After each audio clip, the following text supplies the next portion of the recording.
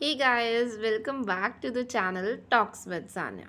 So, as आप लोगों का PUCET का BSc वाले साइंसेस वाले बच्चों का टेस्ट है संडे को 12th के साथ। तो मैं आप सब 12th मई को है तो आप लोगों के साथ कुछ डिस्कस करने वाली हूँ रूल्स जो कि आप लोगों को एग्ज़ाम से पहले पता होने चाहिए।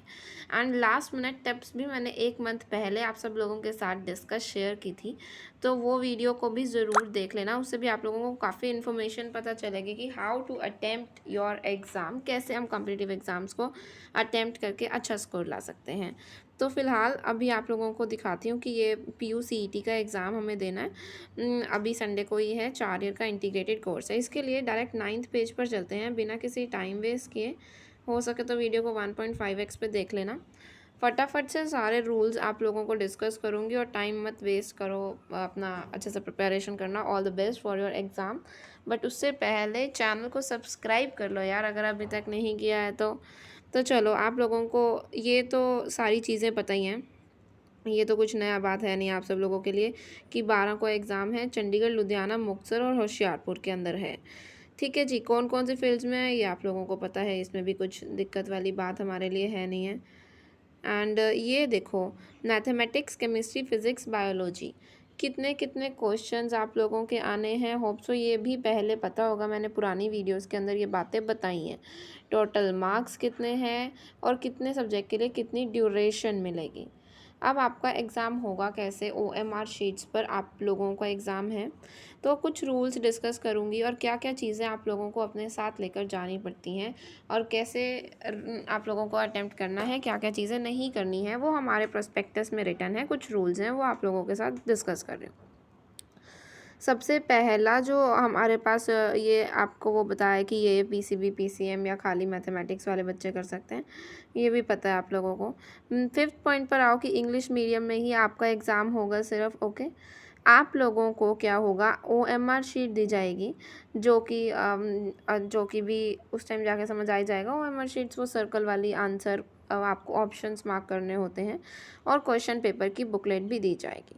जो कैंडिडेट है उसको क्वेश्चन पेपर की booklet as well as OMR answer sheet है, वो जो भी वहाँ पर सर, टीचर, इन्विजिलेटर होते हैं उनको देनी होंगी। और आप अपना एग्ज़ाम ख़त्म होने से पहले, मान लो कि आपका एग्ज़ाम 70 मिनट्स चल रहा है, एक एग्ज़ाम आपका जो है 40 मिनट में ही पेपर ख़त्म हो जाता है, तो आप 40 मिनट का एग्ज़ाम देकर बाहर नहीं आ सकते।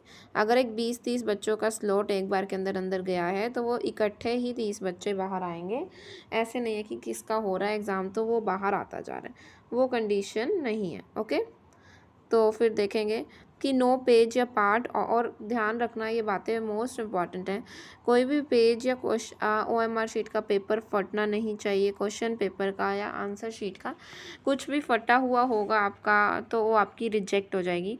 तो बड़ी केयरफुल होकर एग्ज़ाम करना, फटना नहीं चाहिए ना क्वेश्चन पेपर ना OMR शीट, और ना ही उसका कोई कागज़ या टुकड़ा फट जाता है तो उसको आप बाहर ला सकते हो। अगर ऐसा कुछ होता है तो आपको वहाँ पे टीचर को स्ट्रेट फॉरवर्ड बताना पड़ेगा, अदरवाइज़ साफ साफ लिखा है कि तुम लोग डिसक्वालीफाई हो जाओगे अगर ऐसा कुछ करोगे एंट्रेंस एग्ज़ाम तक। कैलकुलेटर का यूज़ बिल्कुल भी अलाउड नहीं है, कुछ नहीं चाहिए। फ़ोन, यहाँ पे ये देखो, कोई भी cellular, cell phones, wireless, examination hall कुछ भी नहीं है, वह नहीं लेके जाना। और एग्ज़ामिनेशन हॉल के बाहर कोई सुविधा नहीं होती है। आप अपने लिए सोलरली रिस्पॉन्सिबल होते हो कि आपको अपने फ़ोन्स कहाँ रखने हैं। अगर चोरी वगैरह हो जाते हैं तो वो आप लोगों की हेल्प नहीं करते हैं, बट हल्की माड़ी सिक्योरिटी होती है, कोई इतना दिक्कत वाली बात नहीं होती। बैग के अंदर अच्छे से सिक्योर करके रख भी सकते हो। रफ़ वर्क के लिए वही आप लोगों को शीट्स वगैरह प्रोवाइड करेंगे। ऐसी बात नहीं है, अच्छा पेपर हो जाएगा क्योंकि सारे टीचर्स बड़े ज़्यादा सपोर्टिव होते हैं, क्योंकि उन्हें पता है सब लोग पहली बार ये टेस्ट दे रहे हैं। कई लोग ये सुनकर आएंगे इंस्ट्रक्शंस, कई लोग पढ़कर आएंगे और कई लोग पढ़कर नहीं भी आएंगे, तो वो आप लोगों को थोड़ा सा गाइड करते हैं। बट उससे पहले आपको प्रिकॉशनरी होना चाहिए, आप लोगों को सारी चीज़ें पता रहनी चाहिए।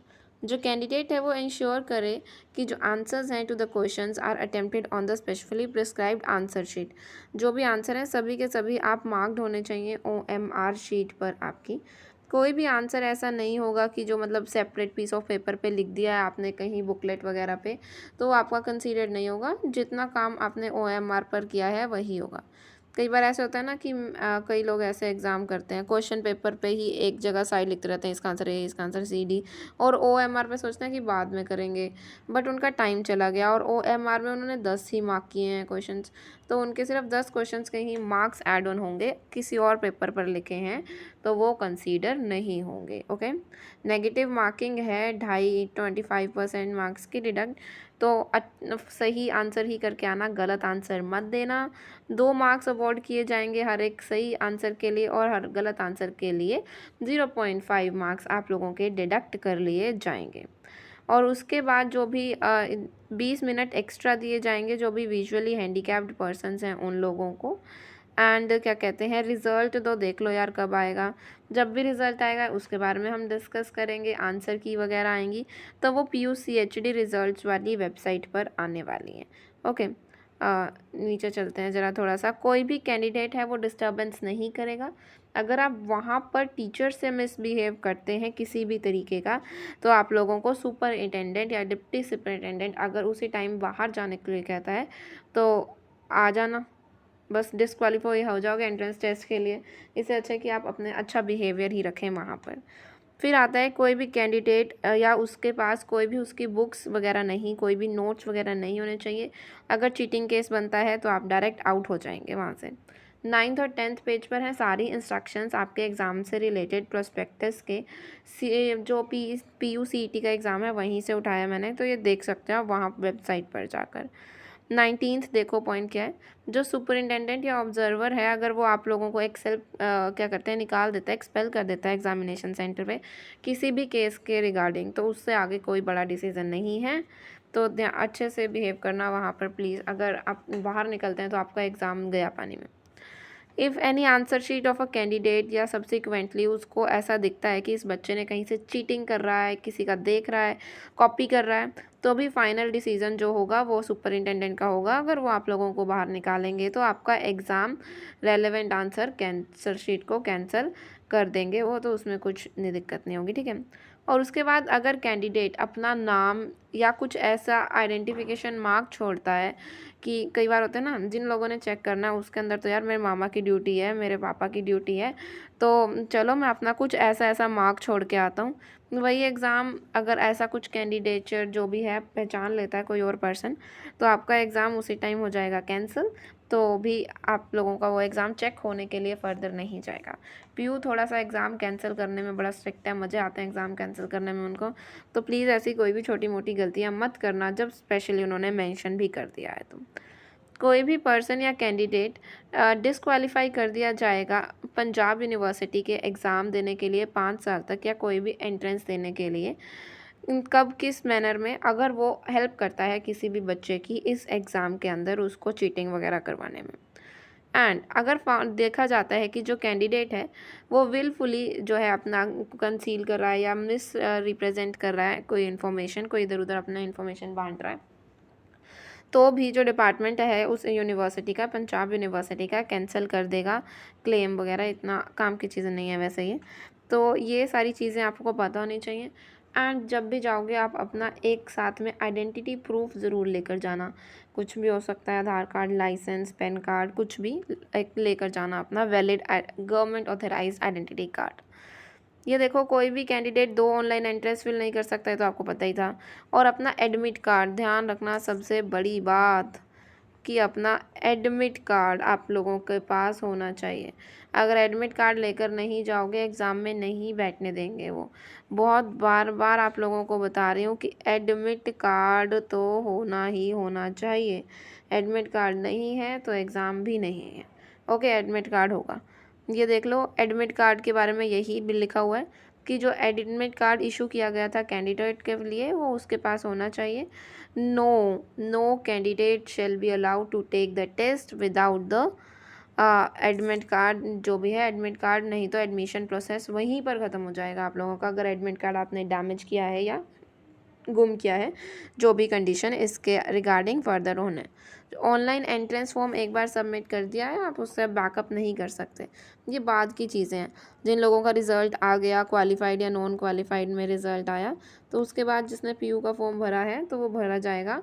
उसके बाद आप चेंजेस नहीं कर सकते। लाइक आपने कैटेगरी भर दी है जनरल, आपको भरनी एससी थी, तो आप जनरल ही रह पाएंगे, चेंज नहीं हो पाएगा। फ़ोन नंबर 749 की जगह 759 कर दिया, तो वो भी अब गड़बड़ तो गड़बड़, ठीक नहीं होगा। इन्होंने पहले ही बता दिया है, बार बार ध्यान से देखना। और इन्होंने ये भी लिखा है 17 को जो क्वेश्चन पेपर और आंसर की आप लोगों को यूनिवर्सिटी की वेबसाइट पर मिल जाएगी। ये रही वेबसाइट का नाम। यहाँ पर जाकर देखेंगे हम कि हर एक बच्चे की अपनी पर्टिकुलर आंसर की कि क्या करके आए थे, क्या सही है, सारी चीज़ें आप लोग उस पर देख सकते हैं। उसके बाद अगर आपको कोई ऑब्जेक्शन आती है कि यार मैंने तो आप लाइक आंसर ए किया था बट वहाँ पे मार्क बी हुआ है, या फिर इसका आंसर बी ही होना चाहिए, तो उसके रिगार्डिंग जो डिस्क्रिपेंसीज या एक्यूरेसी की है वो आप इन्हें इस मेल पर कर सकते हैं 19 तक। बाकी कोई करता नहीं है ऐसे।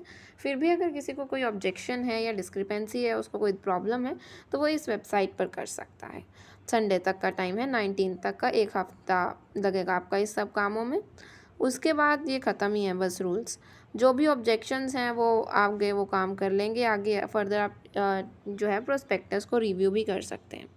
जो कैंडिडेट है वो अगर अपना रिज़ल्ट को वेरीफाई कराना चाहता है, विशेज़ टू वेरीफाई हिज और रिज़ल्ट, तो वो 10,000 रुपये लगेंगे।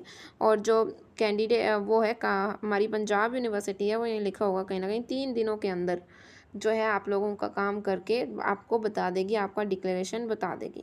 लेकिन ये सब काम कब होना है? आफ्टर द एंट्रेंस का रिज़ल्ट के बाद होना है। तो एंट्रेंस का रिज़ल्ट आ जाएगा, उसके 10 दिनों के बाद अगर आपको लग रहा है कि यार मेरा रिज़ल्ट कम आया है, मुझे वेरीफाई कराना है, तो 10,000 फ़ीस इन्होंने जो है वो डिमांड ऑन की है। ओके। उसके बाद कोई रिवैल्यूएशन रीचेकिंग असेसमेंट नहीं होता ओएमआर शीट का।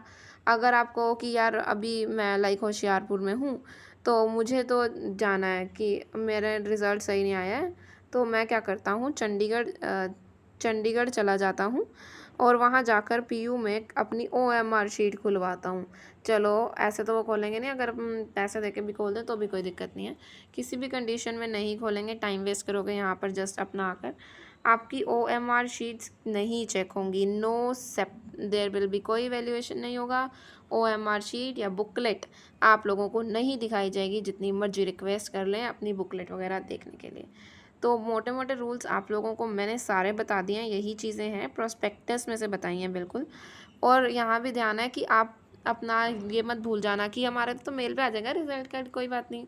नहीं, आप लोगों को कहाँ देखना पड़ेगा? वेबसाइट पर ही जाकर देखना पड़ेगा, वहीं आप लोगों का रिज़ल्ट आएगा। जो भी शायद 31 को आना है रिज़ल्ट, है ना? तो जो भी है, उसके बाद बड़ी सारी बातें इन्होंने लिखी हैं क्या कहते हैं प्रोस्पेक्टस के अंदर, वहाँ से देख सकते हैं। बट इससे पहले आप लोग चैनल को ज़रूर सब्सक्राइब करें, और अगर कुछ भी कमेंट्स या डाउट्स आते हैं उसको आप डिस्क्रिप्शन में बता सकते हैं। मिलती हूँ आप सब लोगों से नेक्स्ट वीडियो में। Till then bye bye and जय हिंद।